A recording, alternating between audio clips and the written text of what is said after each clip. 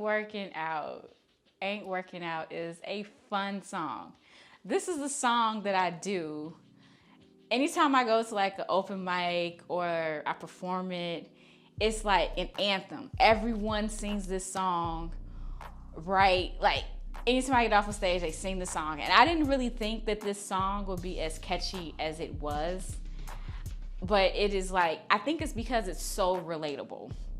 So how this song came about is actually kind of interesting too. So I was working with an artist and I was helping him with his marketing or whatever. And I mentioned to him that I used to rap back in the day. And he was like, no, you didn't. You can't rap, blah, blah, blah, blah, blah. So I was like, yeah, I haven't done it in a while, but I'm pretty sure I can write something. And he was like, okay, write about a relationship not working, a relationship that just ain't working out. He didn't say those words in particular, but that's how I'm So I wrote the first verse and he was, he's like, I don't want, so then I wrote the second verse. So that's how Ain't Working came out. It was something that I was just doing for fun, with another rapper. He and I parted ways.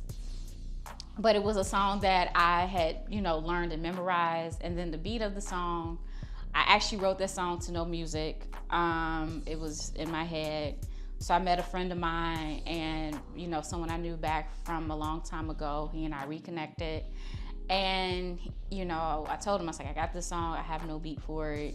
So I was distinctly wanting something that had kind of like an old school kind of feel to it. So he and I sat down in his basement and here's the beat, that he put together.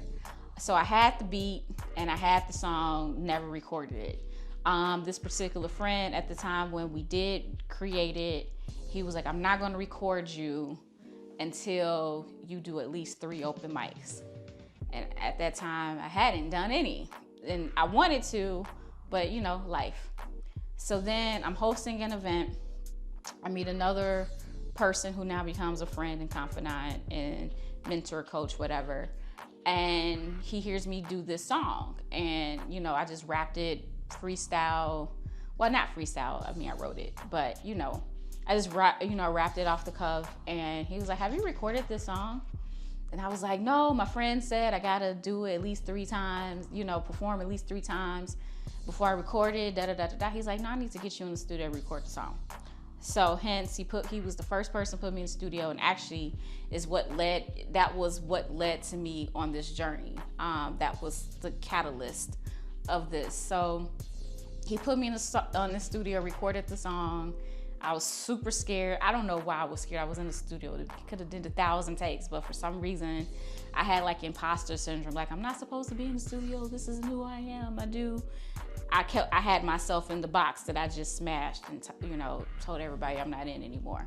But I was still in that mind frame, and I recorded it. I had a copy of it. He was like, look, you got a recording. And even though I was scared and nervous and awkward, it sparked a fire in me. And so even though this isn't Ain't Working Out isn't the title track or whatever, it is the song that lit this journey inadvertently. Didn't know it. It's a song about being with somebody and you think it's all golden and grand, and then it just doesn't work out. It's a fun song, and it's very, like I said, it's very relatable. I think everyone can have that moment where we first got together, I looked at you, I thought that you were the most amazing person, and then we got together and we decided to be in a relationship, and it's like, you're not so amazing. And it's like a genderless song too. Like, it's not I'm saying it from a female perspective, a woman's perspective. But like, if you listen to the lyrics of that song, like anyone can sing that song because it has no gender relationship to it.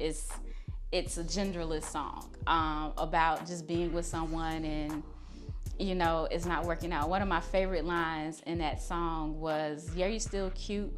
Yeah, you still cute, but wait a minute, are you really? Because the shit you say sometimes got you out here looking silly.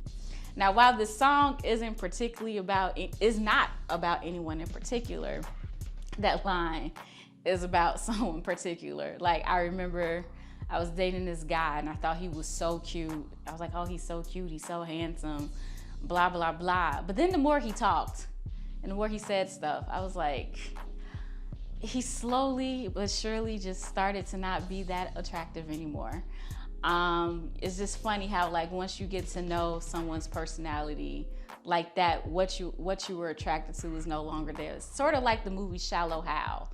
I don't know if anyone's ever seen Shallow Hal, where he, you know, when he was able to see people's true essence of their nature, was like, and they were like, outwardly these people were aesthetically pleasing, but once he saw their true self, like the cute girl looked like an old, decrepit old woman, you know, that was all wrinkled up and stuff like that. So it was like, yeah, the more you talk, the more I'm having like a Shallow Hal experience. Like, I'm really seeing like, and I'm pretty sure, like I said, it goes both ways. Like, we all experience it. We've all been on the receiving and giving end of that. So that ain't working out. And like I said, I love, it's a fun song. It sounds old school. It's supposed to sound old school. And it's supposed to be fun. It's supposed to be a fun, lighthearted, you know. I can go into the lyrics a little bit more. So the second verse, I don't know if anyone picks up on the second verse. The second verse is kind of like a history lesson. We were a runaway chariot. I'm trying to pump the brakes. And pH started high. We're about to fly through the gates. We created 31 BC. I was Caesar, you were Rome. We established something great while love was on the throne. Like, that's actually like Caesar in the power. Like, that's real history. So if you're like taking a class, you can listen to the song and, you know, maybe drop some historical facts. Power couple of the year, as you conquered and defeated, give a new definition to that Veni Vidi Vici. But just like history, every reign has an end. What I thought was meant to be, I can no longer comprehend. Cupid must be dead, I bad a nigga Brutus. Our majestic love affair has now fallen into ruin.